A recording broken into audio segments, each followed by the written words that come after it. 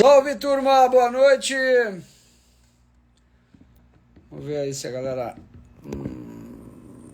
Buenas. Ver se a galera tá ouvindo aí. Me avisem aí se tiver com o som bom. Tá dando pra ouvir aí?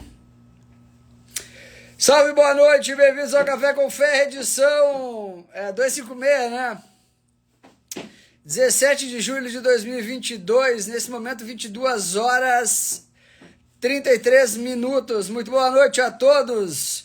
Começamos com o disclaimer: eu não sou analista de valores mobiliários. Tudo que eu falo aqui reflete única e exclusivamente a minha opinião pessoal, da minha própria carteira de investimentos, e não é proibido você falar dos seus próprios investimentos, né? Apesar de tem gente querendo que a gente não possa mais falar aí, né?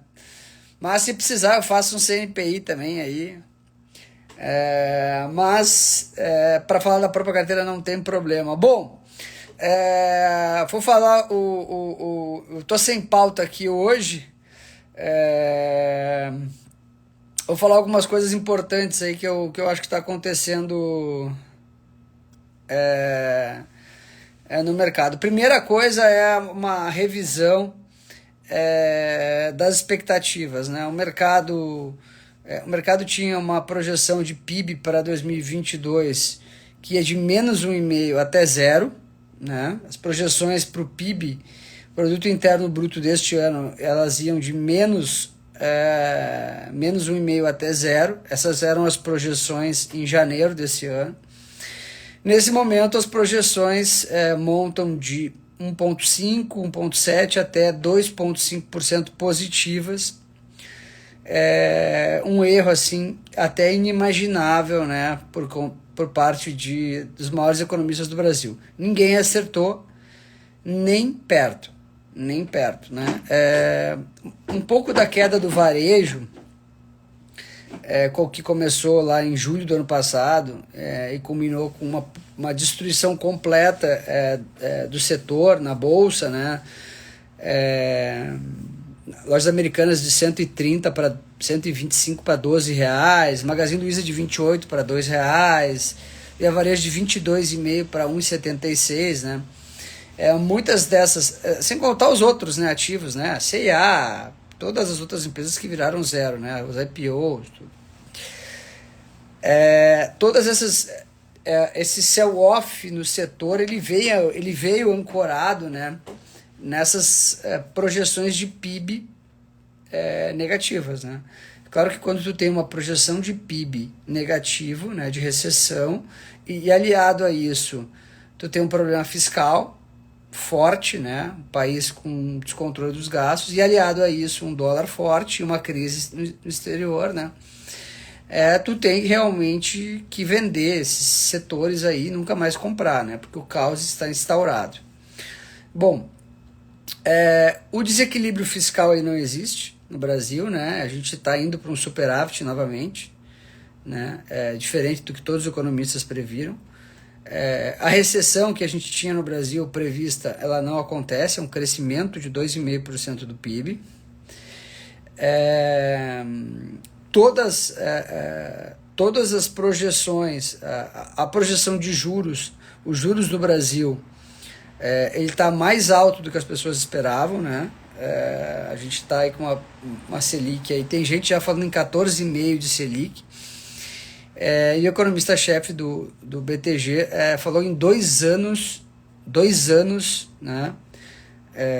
Mas sempre foi um cara mais pessimista, virou otimista, agora virou pessimista de novo, mas 2 anos de juros altíssimos no Brasil, né? Essa foi a projeção que ele fez, né? 2 anos de Selic a 13%, 14%.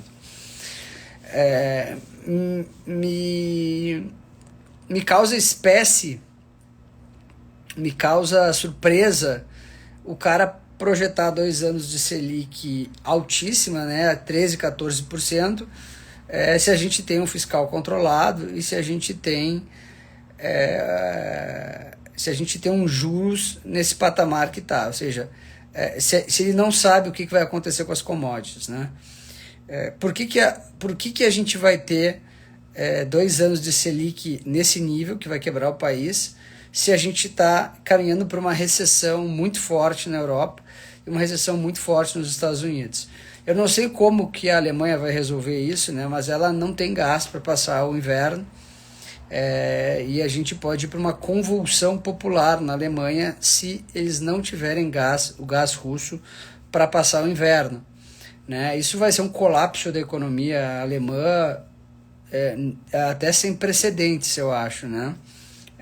Recessão é pouco, perto do que vai acontecer. Né?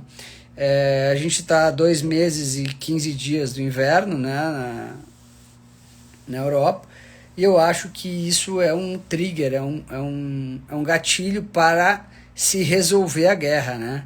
Ou seja, eles aliviarem as imposições contra a Rússia e fazerem um acordo. Né? Eu não vejo outra alternativa a não ser essa, né? Porque a escalada da guerra já não tem mais como escalar, a escalada das sanções também já não tem mais para onde ir, porque já deram todas as sanções possíveis para a Rússia, a guerra já não tem mais como mudar de nível, agora só se ela virar nuclear, aí bom, essa live também aqui nem vai adiantar, né? Então, se a gente caminha aí, assim, veja bem, não existe nada que diga que vai ter um acordo na guerra, né? Um acordo de cessar-fogo, um acordo de paz, nada que diga. Mas nós temos a convicção de que se não houver acordo e a Rússia não fornecer gás para a Europa, né, vai ser um caos. Esse inverno na Europa vai ser um caos absoluto. Então, olhando para isso, tendo essas duas coisas na mesa, eu acho que a probabilidade da gente ter um acordo de um cessar-fogo ou o alívio das tensões é muito grande. Se isso acontecer, as commodities vão cair. Né? Os Estados Unidos está tentando negociar com os países árabes o aumento da produção de petróleo para aliviar os preços que está impactando a economia americana de forma muito feroz. Eu já falei isso 2 anos atrás, quando começaram a dar os estímulos, que nós iríamos para a maior inflação, quem me acompanha aqui sabe, maior inflação de todos os tempos. Né? A gente está com a maior inflação nos Estados Unidos em 50 anos. Né? A inflação nos Estados Unidos está quase a mesma no Brasil, só tem uma diferença: o Brasil é um país indexado. Né? Quando tem inflação, o Brasil é um país acostumado com a inflação. Então tem inflação, sobe o salário mínimo, aumenta o funcionalismo, sobe os preços. A economia do Brasil ela tem uma dinâmica inflacionária, ela é acostumada a conviver com a inflação nos Estados Unidos. Não. Uma inflação de 10% nos Estados Unidos ela é 20 vezes pior do que uma inflação de 10% no Brasil. Né? Um impacto na economia americana, das famílias americanas, é muito grande. Os caras automaticamente param de consumir. Aliada a isso, as quedas das bolsas, né? Cria-se um ambiente muito ruim. Então, desenhando isso, primeiro que o mercado estava muito pessimista, achando que o Banco Central americano ia subir 1% a taxa de juros, agora já é consenso 0,75% na próxima reunião. Né? Eu acho, nós temos a próxima reunião do Copom no dia 13 de agosto, eu acho muito improvável o Banco Central subir mais meio ponto, ele vai dar 0,25, vai encerrar o ciclo, ou não vai dar nada, dependendo da dinâmica inflacionária até lá. Mas o Banco Central jamais, na minha opinião, vocês já ouviram aqui, jamais deveria ter deixado a Selic vir até esse nível aqui. Ela deveria ter parado em 10, 11%. Talvez não deveria ter colocado a Selic a 2% também, né? Foi um erro grosseiro. Agora, olhando o copo meio cheio, a gente tem duas vertentes aqui. Né? A gente tem uma economia funcionando bem, investimentos contratados muito altos, fiscal controlado. O Brasil vem de um PIB de 4,7, 4,8 ano passado, para um PIB de 2,5 esse ano. E essa economia positiva, essa economia para frente, esse país andando, que eu não sei onde é que a mídia está, quando ela diz que está tudo ruim, né? Está tudo ruim na bolsa só. Na economia, as projeções, né? A gente tem que sempre lidar com a expectativa. A expectativa era muito pior do que, né, do que está acontecendo hoje. A expectativa era 20 vezes pior. Tinha uma expectativa muito negativa. E a Bolsa reflete essa expectativa. Só que teve uma migração maciça de recursos. A gente já teve mais de 120 bilhões de resgate este ano de fundos de multimercado e fundos de ações para renda fixa. Óbvio, o pessoal vende bolsa e coloca o dinheiro no LCI, né, do Itaú a 13%, 1% ao mês. O cara ganha 1% ao mês líquido. Porque o cara vai ficar na bolsa. Né? Só que esse 1% ele não é para sempre. Ele é passageiro, né? Ele daqui a pouco vai virar 7%, ele vai virar 0,6%, 0,5%, né? A Selic vai vir para 7%, vai vir para... Né? Então, qual é o momento de comprar a bolsa? Né? O momento de comprar a bolsa é quando a Selic está no topo. Então, mais perfeito do que o momento atual, eu não vejo. E eu queria fazer um ponto aqui sobre as eleições. Eu já falei aqui que num dado momento eu achava que o Bolsonaro era favorito. Depois, num outro dado momento, eu falei que eleição é momento. Né? Eleição é momento. É foto, né? Não é filme, é foto. Como está a foto nessa semana aqui, como está a foto daqui a 15 dias, como é que vai estar a foto daqui a 2 meses que vai ser as eleições, né? Eleições em 2 meses e 75 dias, né? Hoje o Bolsonaro não só é favorito, na minha opinião, né, isso pode mudar daqui para frente, mas hoje o Bolsonaro não é só favorito, na minha opinião, como ele é favorito a ganhar no primeiro turno. E eu explico por quê. Na última eleição, o Bolsonaro venceu uns 55% dos votos úteis, né? Foram 105 milhões de votos, com uma campanha, toda a campanha do Bolsonaro foi 6 milhões e 300 mil reais. Toda a campanha do Bolsonaro custou 6 milhões e 300 mil reais. A campanha do outro candidato, o oponente, né, que há 10 dias das eleições estava 6 pontos à frente e nas urnas perdeu por 10 pontos, ou seja, a diferença entre a Datafolha de 10 dias antes das eleições para as urnas foi de 16%. A campanha do oponente foi de 150 milhões de reais. Né? Nesse ano, o Bolsonaro ele não só carrega um PIB de 5% no ano passado, carrega um PIB positivo esse ano e carrega um composto de coisas que não é perceptível aos olhos de alguns. Primeiro, o Auxílio Brasil de 40 a 50 bilhões, que começou em março. Depois disso, o ministro Paulo Guedes liberou mais 40 bilhões de fundo de garantia. Depois disso, eles liberaram mais 10 bilhões de empréstimos na Caixa subsidiados. E agora, eles liberaram mais 60 bilhões durante 3 meses pré-eleições. Né? Paralelo a isso, somando os auxílios, são 170 bilhões de reais em auxílios de março para cá. Tá? 170 bilhões. Ora, como que isso não vai fazer preço no varejo? Como que as ações das varejistas estão caindo 90%? Não faz nenhum sentido isso. Nenhum sentido. Bom, são 170 bilhões em auxílios para ajudar o Bolsonaro a vencer a eleição. Lembrando que o Bolsonaro, no meio da pandemia, quando 70 milhões de pessoas estavam recebendo auxílio, né, ele tinha 60% de aprovação. 60% de aprovação. Né? Então, a gente tem duas vertentes. Primeiro pilar é o PIB, que foi positivo ano passado, positivo esse ano. O segundo pilar são os estímulos que estão sendo dados. E o terceiro pilar é a composição partidária dos estados e a força que tem 350 deputados, 400 deputados que estão votando com a base parlamentar hoje apoiando o presidente Bolsonaro. Né? Então, no santinho da cidade, em todos os estados o Bolsonaro tem força. Né? O centro, o centrão, que está o Ciro lá, o Ciro Nogueira, o Arthur Lira, são caras muito, são políticos tarimbados, que sabem jogar esse jogo. Lembrando que o Lula tinha o apoio do Centrão quando foi reeleito, a Dilma foi reeleita com o apoio do Centrão. Né? E para entrar nesse jogo, é um jogo muito pesado, de muito dinheiro e de muito interesse. Tá?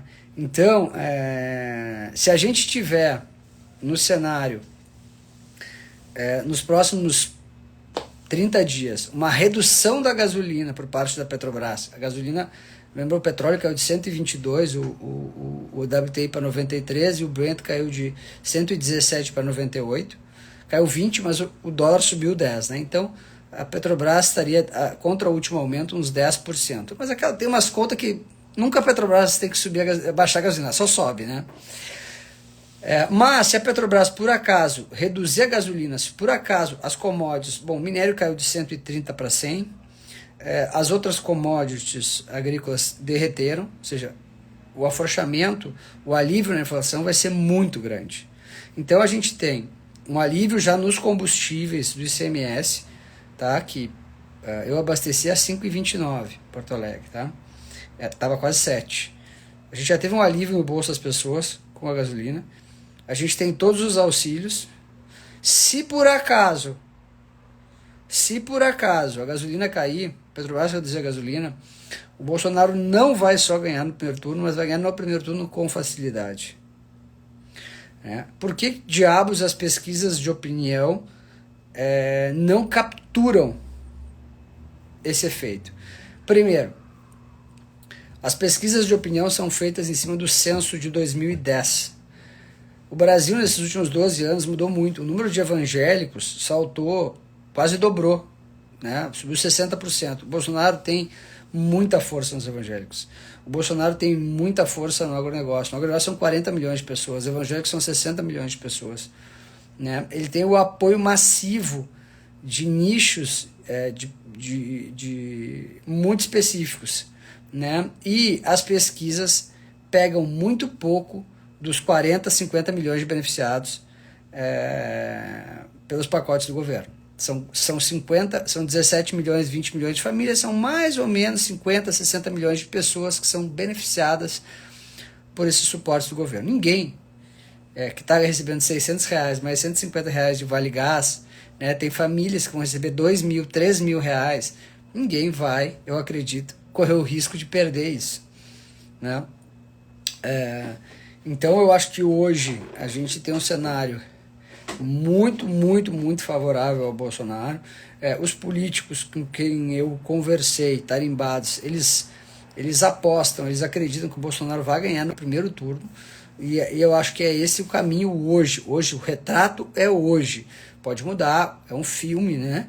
Demora mais 75 dias, tem muita água para rolar, pode ter atentado, pode ter fraude, pode ter, sei lá, o escancel, mas hoje o Bolsonaro, ele é favorito a ganhar no primeiro turno, na minha opinião, com 52, 55% dos votos, algo assim, tá? As pessoas, elas esquecem, né, bastante do passado aí, mas quando começar a campanha, toda a podridão que teve os governos do PT, todo mundo foi preso, toda aquela confusão, isso vai ser mostrado repetitivamente na TV todo o tempo, e a rejeição do Lula também vai aumentar. E as pessoas também não colocam isso na conta. Né? Então tem algumas pesquisas aí que eles estão empatados, outras pesquisas têm uma diferença enorme, favorável ao Lula, mas eu acho que a realidade é bem outra. Tá? E quando eu falo com políticos muito tarimbados, alguns políticos mais importantes da República, a impressão que me passa é que eles estão muito seguros do que eles estão falando, do que eles estão acreditando. Né? E eu acho que isso vai ser muito favorável ao Brasil. Né? Eu acho que o Tarcísio tem uma chance muito grande de levar em São Paulo, que é o principal colégio eleitoral do Brasil. É um cara que tem uma rejeição baixíssima. Né?